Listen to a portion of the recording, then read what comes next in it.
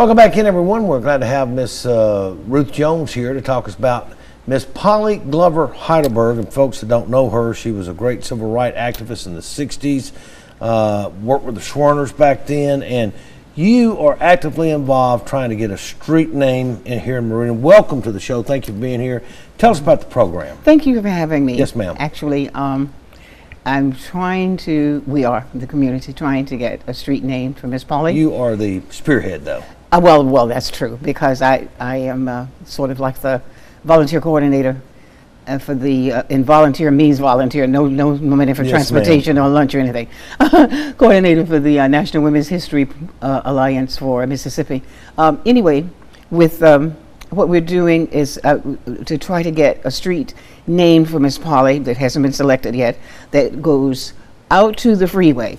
Yeah. You know, she deserves to have a street her name on a sign there on the freeway, the way James Chaney does. We've got James Chaney, we've got David Ruffin, we've got Celia Ward, so why not? I mean, she was a great civil rights leader. Absolutely, and then she affected so many people. I mean, it wasn't entertaining and that kind of thing. We, because of her involvement in the civil rights movement, she was active in making sure that we had that civil rights, the 1964 Civil Rights Act that passed, where you could no longer discriminate against people because of their race, because of their gender, and of course women definitely were part of a minority. And the wonderful thing about it is that everybody has benefited from this.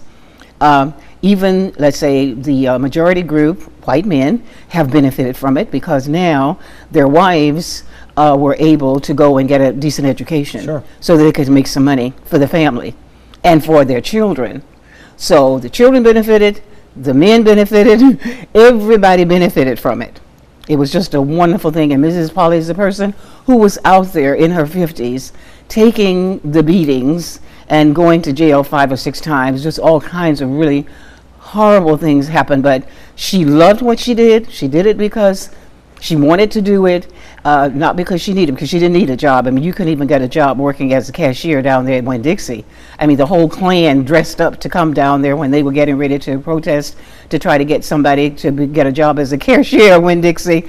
The Klan showed up in various places. The dollar store, you couldn't get anything. Anyway, so we need to be reminded of Miss Polly and what she has contributed to our city, our country, and our nation.